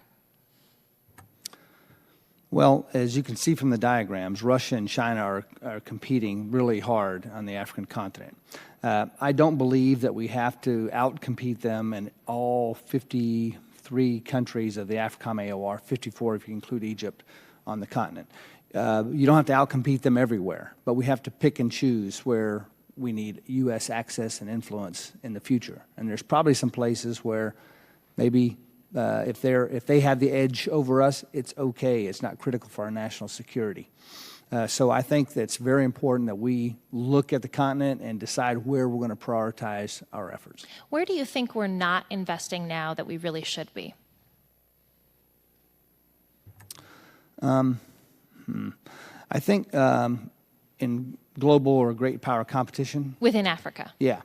I think we're appropriately focused right now, and the whole point of this blank slate or COCOM review that the Secretary is running with the entire department is to focus all of our efforts more at global power competition than we have been in the past. So I think we've got the right focus. Okay. And I can take that for the record if you want to supplement any specific locations. Sure. Thank you. I yield the remainder of my time. Thank you. Mr. Byrne? Let me follow up on that last line of question, General. You said we need to prioritize. What would you say the priorities are? Well, the Secretary of Defense has given me clear guidance. First is to maintain our U.S. ability to implement our war plans in the world. Second is to compete with China and Russia. Third is to focus on the violent extremist groups that threaten U.S. interest and the U.S. homeland. And fourth is to be prepared to respond to crises on the African continent. So those are my priorities from the Secretary of Defense. They're clear, and we're working through how we adequately ensure those are adequately resourced. Well, maybe I misunderstood what your answer was before. I thought you were talking about priorities with regard just to trying to measure up in the competition with Russia and China. Are there priorities that you have within that? There are, and they basically revolve around ensuring we have access and influence in selected parts of the continent, and I'd prefer to take the rest of that in the classified session. Okay, fair enough. But let me just follow up one more. If you need to say this is classified as well, it's fine. Do you feel like that you have the resources that you need to meet those priorities? Today, I think AFRICOM is adequately resourced to do what we've been told to do. Okay. Let me ask you about, and maybe you're not the right person to ask, but I'm just asking anyway, where are we on Libya right now? I'll defer to my colleague from the Department of Defense. Okay. Yes, if I could just respond to your previous line of questioning real quickly, I just want to highlight that our overall competition with Russia and China on the continent is a whole of government effort, more than just the military tool. We are looking, and we have Prosper Africa, which is a White House-driven effort to increase economic activity from our private sector in Africa, find ways for the African economies to adjust better to sort of private sector entities in the Western model and less just the sort of predatory funding that the Chinese provide, as well as supplemented by diplomacy and development aid. So we do have a very strong whole of government effort that prioritizes more than just the military component. I lost your second question. Libya. I'm sorry. Libya, yes. We are very concerned with events in Libya. Obviously, it's a location of numerous other powers competing with each other. You see Russia, you see Egypt, you see Turkey. Our overarching strategy is to continue to be able to address the terrorism threat that we see there, and I think we can effectively address that while bringing diplomacy to bear to bring both sides of basically the civil war together, recognizing that the military tool in Libya needs to be part of a functional government and not actually running that government. So we continue to work with sort of both competing factions and also try to call on other powers to not continue to destabilize and ignore arms embargoes that are in place. Have things gotten worse or better in the last year in Libya? I would assess they've gotten worse. Yeah. What are we doing about that? Well, we are, again, our number one priority for us is the counterterrorism effort. Number two, with respect to the ongoing strife, it's a diplomatic-led effort from our State Department colleagues, trying to work with our European partners as well to bring the conflict to an end, given, as I think General Townsend said earlier, the threat emanating from Northern Africa is most acutely a European challenge, but we are very cognizant, especially from the Department of Defense's perspective, of what we see as sort of Russian encirclement in the Eastern Med, and it's something that is complicating and a challenge. With a minute and 10 seconds left, can you tell me where we are in Yemen? Yemen, yes. Once again, the U.S. is trying to support our diplomatic colleagues at the State Department and the UN, led by Martin Griffith, in his efforts to bring those competing forces together. We have seen some successes in the Sweden agreement between the two sides, and some efforts to have, I wouldn't call it a ceasefire, but minimizing violence. The Houthis, like the Taliban, are not easily trusted, but we do see that there's renewed interest, I think, from the Saudi-led coalition to find an end to the conflict, that we just continue to believe there is no military solution to it. It has to be a diplomatic, political solution. And I will just also add, we continue to support our Saudi and UAE partners in how they need to defend themselves against the UAV and ballistic missile challenges coming out of Yemen. Thank you. I yield back. Thank you. Mr. Crow. Thank you, Chairwoman. Thank you to all of you for your testimony and continued service. I'd like to start by clarifying a timeline issue that I've been struggling with a little bit. The administration directed General Miller to conduct an assessment of troop withdrawal in Afghanistan last year. Is that correct? And based on that assessment, he came up with the 8,600 number. Is that correct? I'm sorry, I can't. That's correct. That is correct. Okay. General Miller told a group of us when we were in Afghanistan in October, and then again during testimony in December, that that 8,600 drawdown was going to occur regardless of whether or not there was an agreement with the Taliban. Is that your understanding as well? No, that is not my understanding. Our understanding is this was a branch plan that we held. We could adopt it if directed to do so, but we didn't have clear guidance to do it until recently. So we were not planning to do this until we received presidential direction. That may seem like a very fine point, but it's actually a big deal. We have plans for a lot of things. We had a plan to go to 8,600. No, it is a big deal, but so you're saying that the 8,600 drawdown was only going to occur if there was a peace agreement with the Taliban. Is that what you're saying? What I'm saying from the military side, we were going to go to 8,600 when directed to do so by national leadership of the United States. I defer the rest of that actually to Ms. Wheelbarger here. I'll just add, I do think based on General Miller's advice, we were prepared and planned to go to 8,600, and the Secretary was prepared to adjust the force posture if, in the absence of an agreement, if that was in our national security interest, but no decision had been made to do so. Okay, independent of an agreement with the Taliban? Yes, he was prepared to do that if it looked like it was necessary or appropriate for us, given our desire to instill readiness in the force and being able to achieve the mission with 8,600. Well, as of October of 2019, was it your understanding that that drawdown was to occur? No. Okay, how about December of 2019? It was a contingency, but we didn't have a date to start it and no intent to execute it until directed. We had no direction to do so. Well, then the folks in this committee are getting contradictory information, and I would recommend that you clear it up within the Department of Defense. Secondly, I had the opportunity to review the entire agreement, including the annexes. 2,400 Americans have given their lives in Afghanistan. Over 20,000 have been wounded. This is America's war, not any one administration's war. Are there plans within the administration to release the entire agreement so the American public can see under what terms we are going to be withdrawing from Afghanistan? My understanding is the two side agreements or annexes are not public for operational requirements, and I would defer to my colleagues on why that is the case, and that they're not intended to be secret from the committees, but continue to be not public to the public. I would echo that. Okay, I've read the entire agreement, and I see no reason why they could not be released. And I just want to be very clear that I believe, as do many people on this committee, that the American public deserve to know under what terms we are withdrawing from Afghanistan.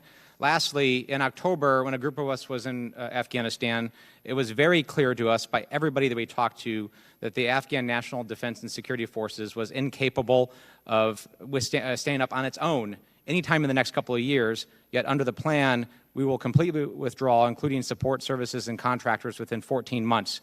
If that occurs, will the Afghan National Defense and Security Forces be capable of standing up on its own? That's going to be another discovery-based process as we go forward. So we're going to go to 8,600 by the summer. Conditions on the ground will dictate if we go below that.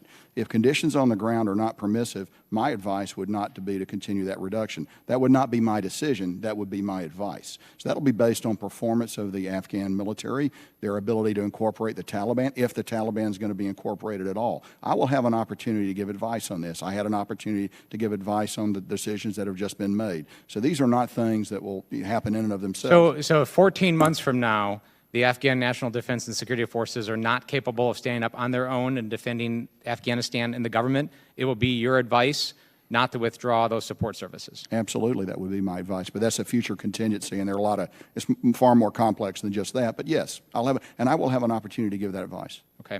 And what are we doing, pivoting to Iraq very briefly, what are we doing now to protect the Syrian Kurds, stateless persons, and Syrian nationals who fought with us and make sure that them and their families are secure against attacks in the region? So as you know, the area that we control in Syria with our Kurdish partners is generally what we call the Eastern Syria Security Area. We have trained and continue to train significant internal security forces to maintain local security. We can be answerable for that through our SDF partners and through our other partners there. I'm confident that we have measures in place to protect them now. I'm obviously less confident if you go into Western Syria because we don't have the ability to reach out to there. Thank you. I yield back. Thank you. Mr. Brooks. Thank you. I've got 4 quick points before I get to my questions. Point number 1, General McKenzie, in your written testimony, you state that, quote, all wars have a political end, end quote. I think that's very insightful. Number 2, the United States has been in Afghanistan the time equivalent of a little bit more than 5 World War IIs. 5 World War IIs. That's a remarkable statistic. Number 3, in my judgment, our military has performed superbly, and we won in Afghanistan. We effectively destroyed al-Qaeda's operational capability in the early years of the war. We toppled the Taliban government, and we killed Osama bin Laden. Number 4, I am skeptical that the Afghan people adequately appreciate America's sacrifice of American lives and treasury on their behalf. Perhaps you have a different view on that, but that's my view, is I don't think that we're properly appreciated for the sacrifices that we've engaged in Afghanistan. With that kind of as a backdrop, the question, the text of the Afghan peace agreement appears to commit the United States to withdrawing its forces within 14 months subject to conditions on the ground. General McKenzie, why was 14 months chosen? I would defer to the negotiator to arrive at that point. I cannot answer the question why 14 versus 13 versus 22 months. I do not know the answer to that question, sir. Does 14 months allow America to withdraw its forces and equipment from Afghanistan safely? It does if conditions are applied to that withdrawal and we hold to the conditions. What is the least amount of time needed to safely withdraw American forces and equipment from Afghanistan? I'd prefer to talk about that in the closed session, and I'd be happy to do that. Ms. Wheelbarger, same 3 questions. First, why was 14 months chosen? Unfortunately, I do have to defer to the State Department negotiators as well. I don't have insight. Do you have a judgment as to whether that 14 months allows America adequate time to safely withdraw our forces and equipment? I trust my military colleagues to do all they can to ensure any removal or retrograde of our troops is done with force protection being their #1 priority. And do you also have no opinion that you're willing to express in this setting about the minimum amount of time required for us to safely withdraw our troops and our equipment, salvageable equipment, from Afghanistan? I would assess that 14 months is probably enough time to withdraw, but safely. I just want to second what we've said before, which is 14 months is aspirational, trying to set sort of a timeline suggestion that both sides can see their objectives potentially being fulfilled, and therefore giving us the conditions that we feel it's in our national security interest to actually withdraw. Again, all of this is going to be based on whether the commitments are made and the security situation is such that we can continue to defend our own interests. General Townsend, moving to Africa, what in your judgment are the most important flashpoints or critical areas in Africa at this time that we should focus our primary efforts on?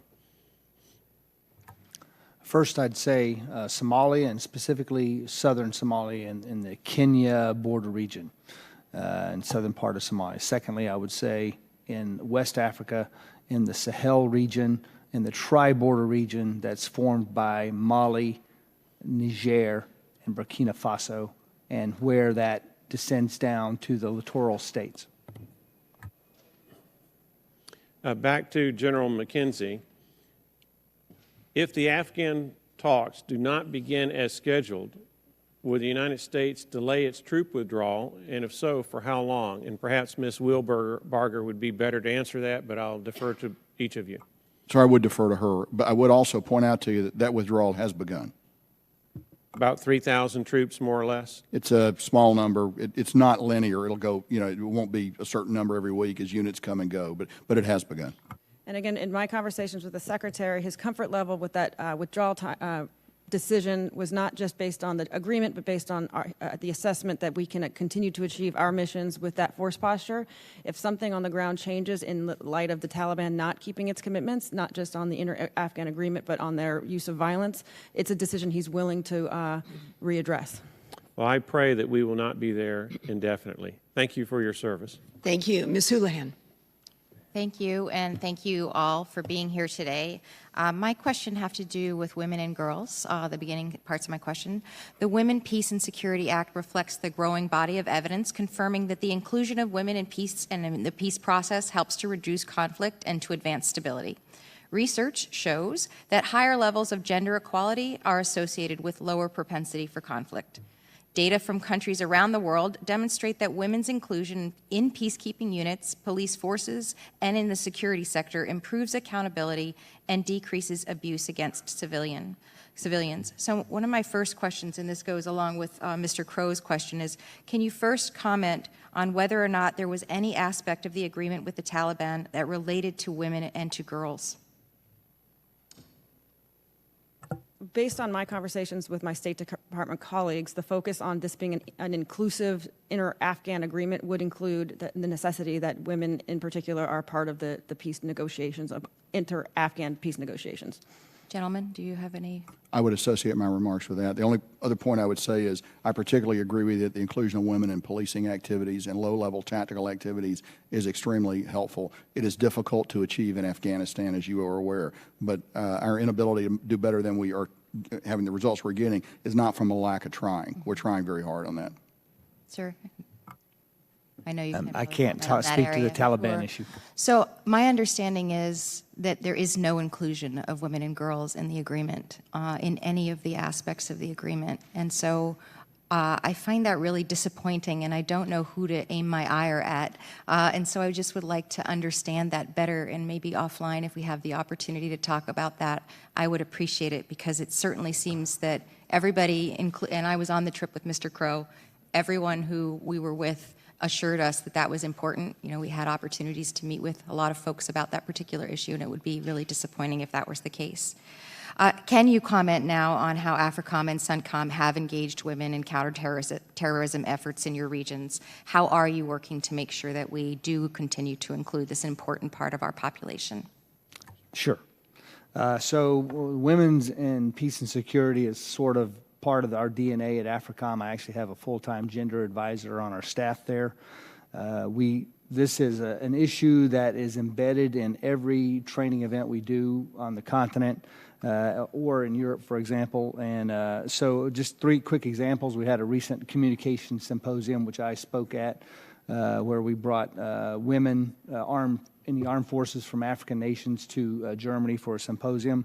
We conducted a female intel officer course on the continent, and we just had a fairly large-scale exercise called Flintlock. It's a Special Operations Forces exercise.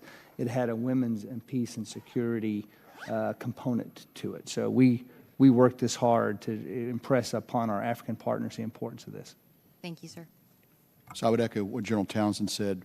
You know, we have 2 tactical areas of operation where ability of women to interact at the tactical level is critical to obtain cultural entry into locations. So on the U.S. and on the coalition side, fully embedded, it's a critical capability that we simply cannot do without. And I'm referring specifically to Afghanistan, Iraq, and parts of Syria as well. Outreach to our partners, it's better in some areas than others.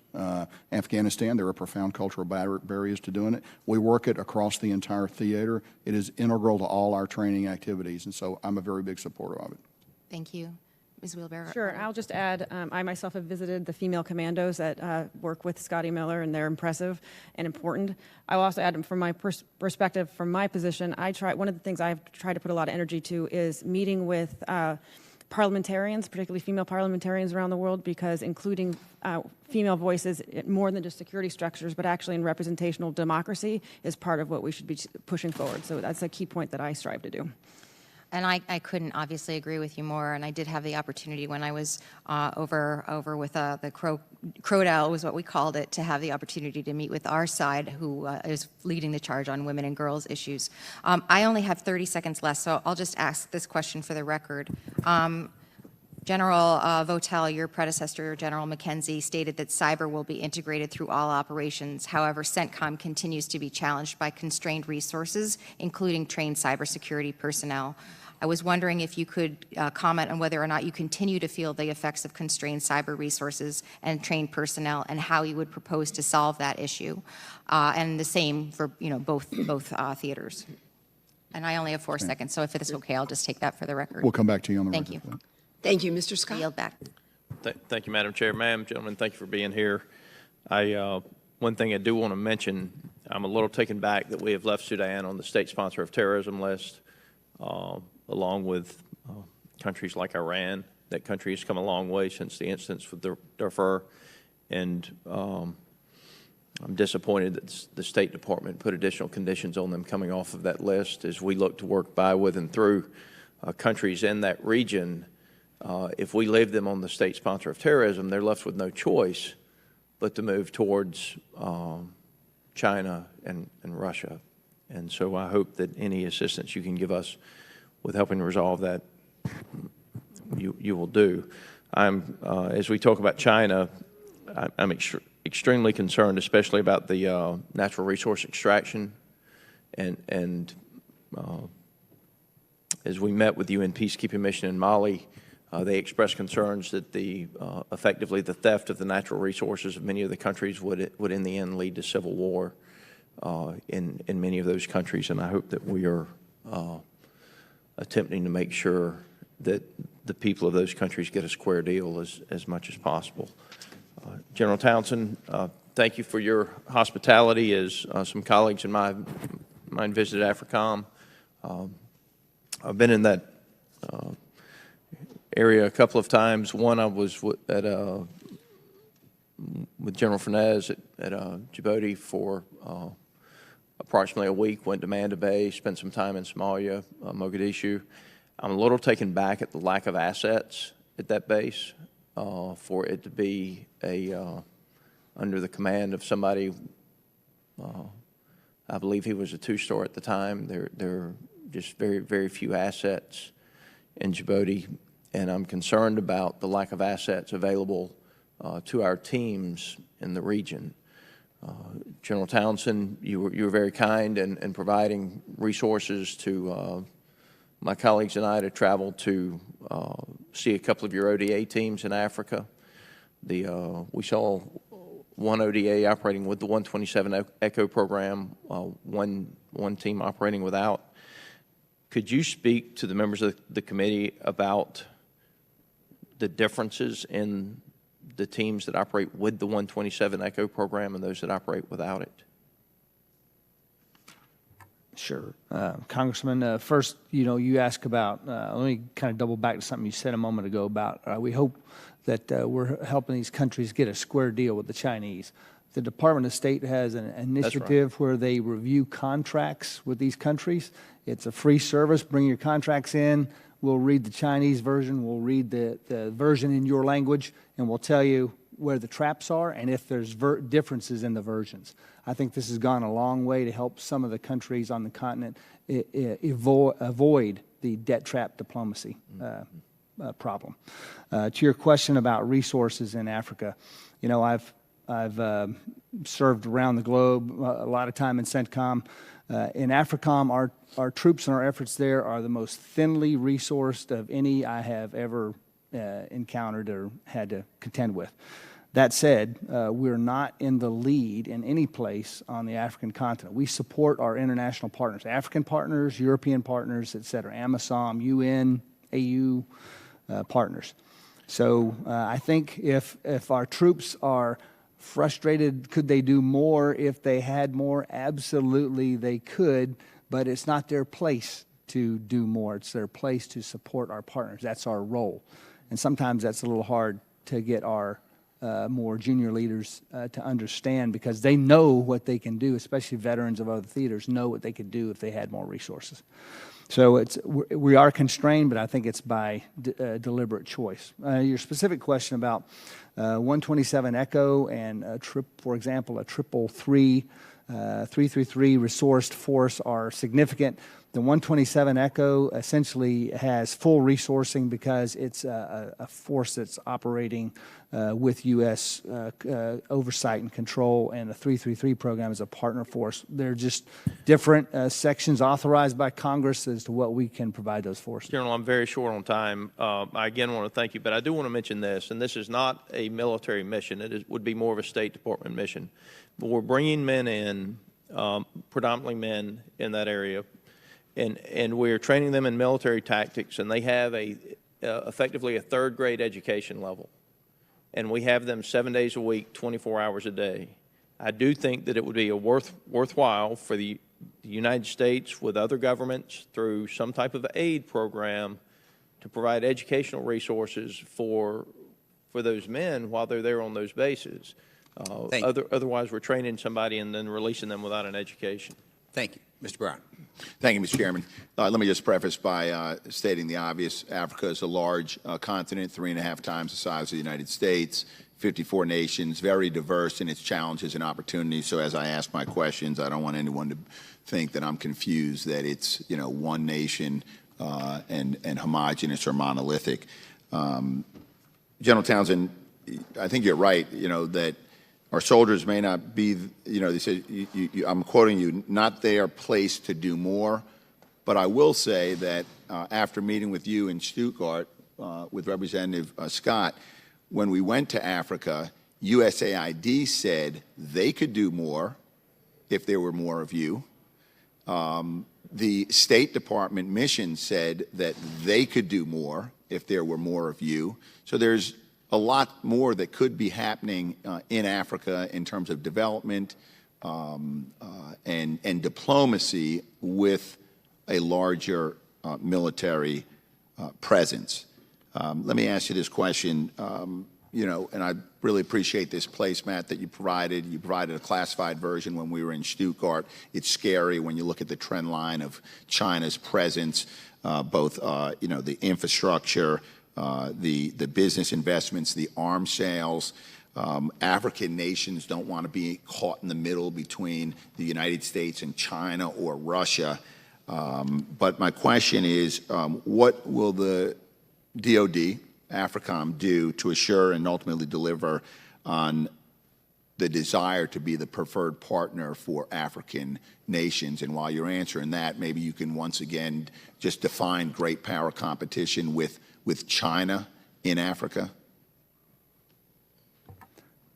Thanks, Congressman. So the first part of your question about great power or global power competitions, I like to refer to it. Really, it's all about gaining and maintaining influence. That's what that competition is all about. So on some future rainy day, we have the access and influence that we need. So we're in a struggle with China and Russia to gain and maintain that influence. What they want from us, so we can't compete with China. We're not going to build stadiums and railroads and ports and palaces, which are all things China builds on the continent. But what they do want from us is they want help building their capacity of their security forces, and they want our help with the counterterrorism problem that they have. So even though some people may not necessarily agree with this, I believe in Africa, building partner capacity and counterterrorism efforts or counter-VEO efforts are a way we do global or great power competition in Africa, because that's what our partners are hungry for. They come to us because of our capacity to do that. They come to us because of our skill, and they come to us because of how we treat them and our values. Let me interject with another question. Can you briefly describe how you're going to deploy the first Security Force Assistant Brigade that you now have in your AOR? Sure.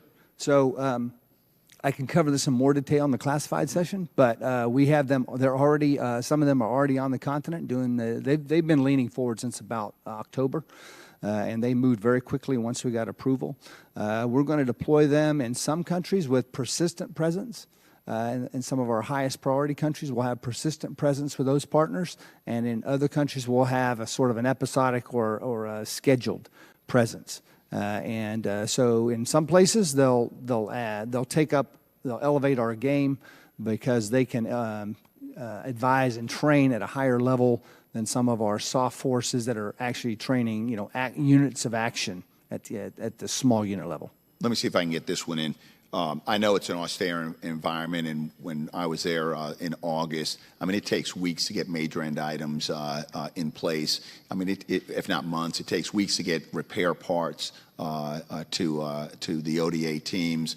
Now that you're bringing in the SFAB, I mean, what infrastructure needs? What are the unmet infrastructure needs or logistical support needs on the continent?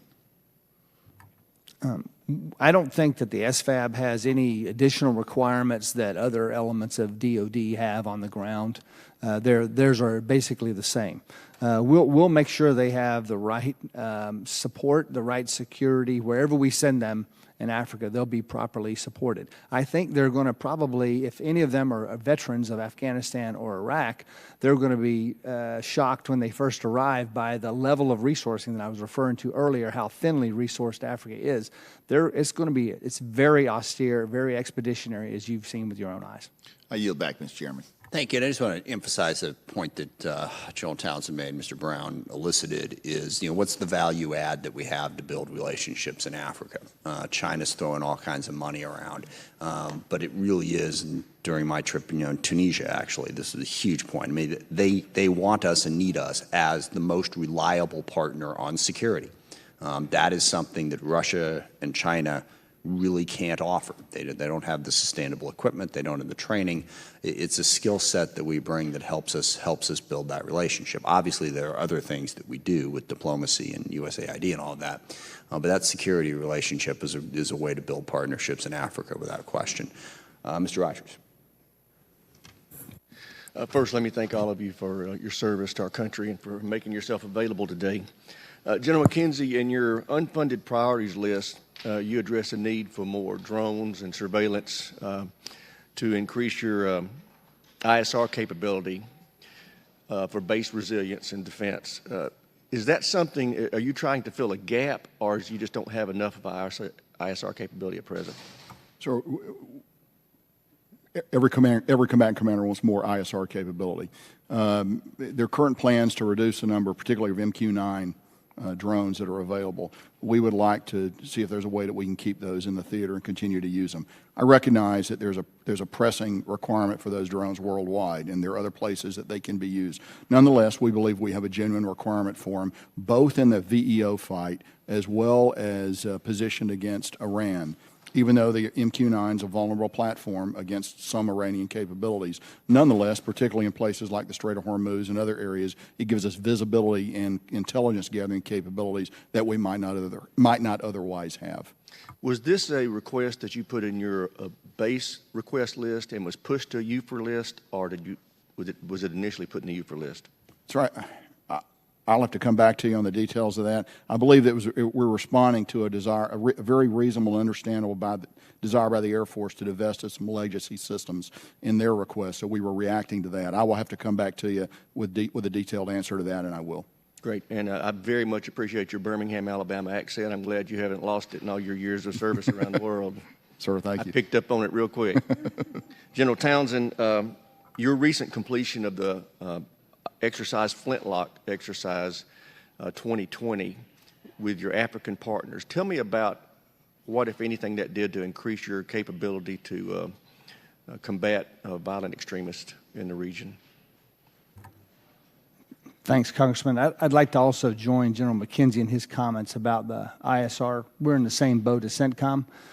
So we understand that those resources could be used elsewhere in the world. We also know that the Air Force would like to transition to higher-end, more capable platforms, and they're going to have to divest some of the lower-end stuff. But the lower-end stuff works really well for us in AFRICOM and in CENTCOM. On your question about Flintlock, so Flintlock is an exercise for Special Operations Forces, and it's very much directly focused on counterterrorism. It's about improving and building partner capacity. So these countries come together, and we operated this year in Mauritania and in Senegal were the two main areas of focus. And I think that, well, you could just read from some of the quotes from some of the press reports of the participants how much they thought they got out of Flintlock. I thought Flintlock is one of our more successful exercises, and I think it helps build capacity for counterterrorism operations in Africa writ large. And it's an annual exercise? It is. And how many years has it been taking place? I'm sorry, I didn't hear the question. How many years has it been taking place? I don't know. I'll have to take that and get back to you on that. Thanks. Ms. Wheelbarger, tell me about the department's objectives with Syria and how they comply with the overarching objectives of CENTCOM AOR. The military's objectives, or department's objective in Syria, remains the de-ISIS, enduring defeat of ISIS. The U.S. government has broader objectives in Syria, which includes also political settlement along the lines of 2254, the UN process, as well as having fewer Iranian forces in Syria. But the military component is the de-ISIS campaign, and we have continued that fight continuously, even while we repositioned our forces based on presidential guidance over the years. Great. Thank you. I yield back.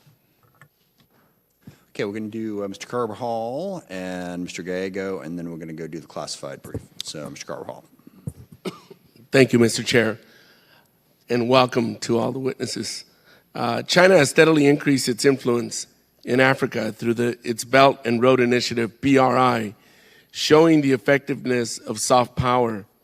China has pledged $60 billion in new financing for African countries and is now the continent's biggest trading partner, with Sino-African trade topping $200 billion per year.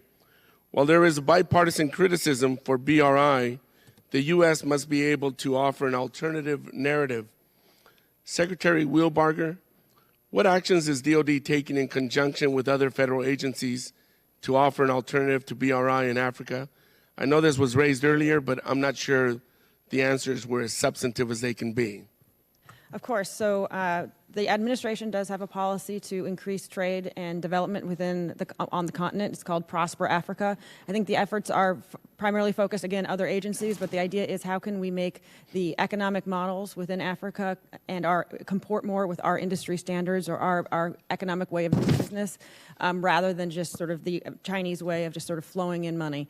We do, of course, recognize that a lot of this has to do with how we speak to our partners and how we can highlight that their short-term economic gains in the near term might result in long-term loss of sovereignty.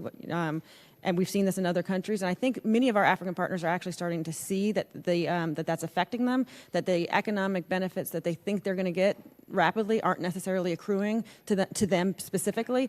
Many Chinese companies that are there, they don't hire local workforce. They're really just extracting the resources and not providing a lot of benefit to the countries themselves. So it's not just what we can do in addition to bringing economic might in, but also highlighting that they're actually setting themselves up for a long-term challenging relationship if they're going to rely on Chinese monetary investment. Thank you. General Townsend, has BRI undermined or threatened partnerships or security cooperation on the continent? I think the short answer is yes. I think that the BRI is just part of a larger strategic approach that China has to not only to Africa but the world. But in Africa, that's playing out. Their approach is Belt and Road Initiative, bilateral engagement, multilateral engagement. It's very much a whole-of-government approach. It's easier for them to orchestrate their whole-of-government maybe than it is for us to do so.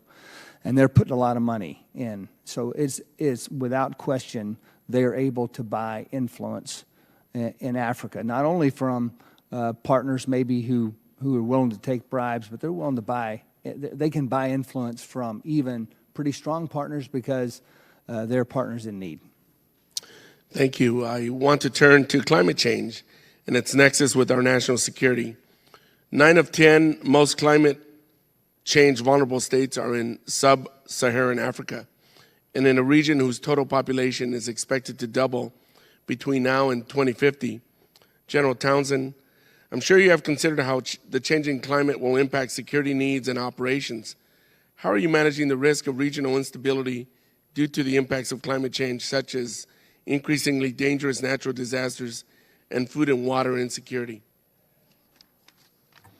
Well, Congressman, as you said, we see the effects of climate change all over Africa today. The desertification, the creeping southward of the Sahara Desert is just one of those. Competition for water, which has a potential to erupt into state-on-state conflict in a couple of places. And we're dealing with locust swarms. Not only do we have coronavirus, we have locust swarms on the African continent in East Africa right now. So these are all problems that we have to deal with, and they don't really have military solutions. This is where we have to work with our partners, not only in our own State Department and our own USAID, but also NGOs and your international partners as well. Do you feel we're being effective, taking a whole government approach with all these different agencies addressing this issue? Well, I think some of these challenges defy solutions by any one nation. Desertification and the water competition, for example. With the smaller scale problem of Ebola and locust swarms, I think we are. There's an international effort to help, and I know the United States is contributing to both of those. And in fact, in the case of Ebola, the countries that are dealing with that have developed a capacity to handle that problem without a lot of outside assistance. That's an example of where we have helped.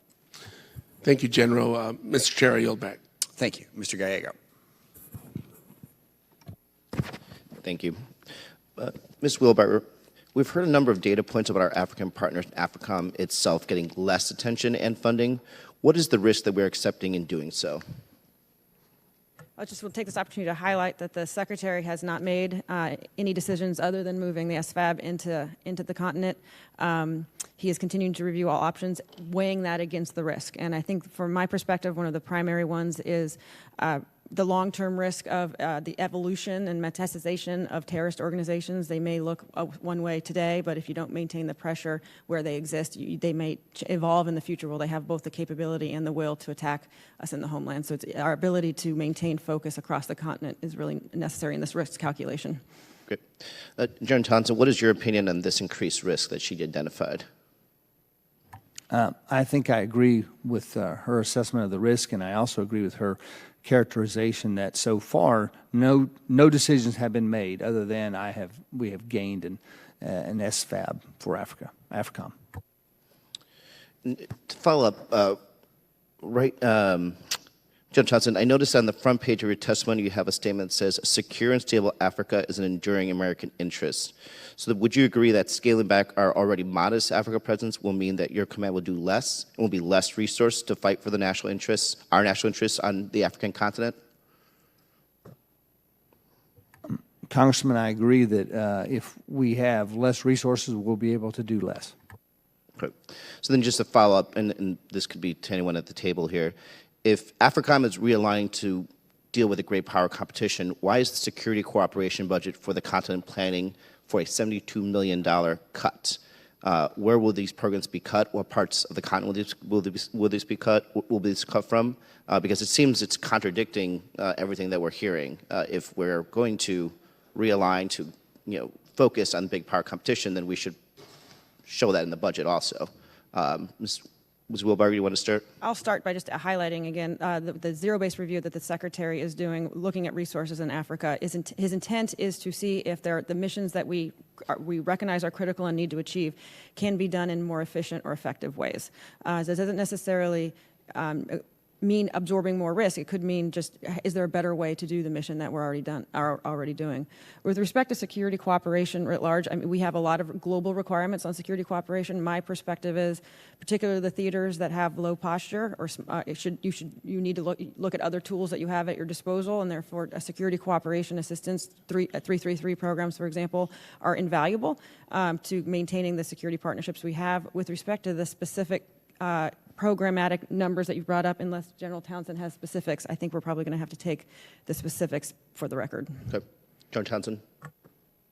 I would just add, I think that some of the most important programs that we have are programs like FMF, IMET, FMS, 333 programs, state partnership programs. A lot of those programs I'm advocating for are not even Department of Defense programs. Right. Those are tremendously valuable for us, especially in global power competition. It just seems like $75 million compared to how big our budget is. Seems like it'd be, it'd be very naive for us to just cut that funding, considering I think it doesn't do good work. And just last question, because they're probably our closest allies on the continent and have the most experience. Have you had discussions with our French allies about their posture if we make decisions about our posture in Africa altogether? Ms. Wheelbarger. Yes, the Secretary has had several meetings with his counterpart, Minister Parley. She understands the Secretary's need to restore readiness to the force and to review all missions and all support to foreign partners. The French do highlight, of course, the importance of U.S. enabling support to their operations. They just do some capabilities they simply do not have, and what we have been doing is trying to encourage them to speed up their decision-making on having those capabilities for themselves so they no longer are reliant on United States support. Thank you. I yield back. Thank you. That will conclude, excuse me, this portion of the hearing. We'll give you like 10-minute break, and we'll reconvene at 12:10, 22:12. Thank you. We are adjourned.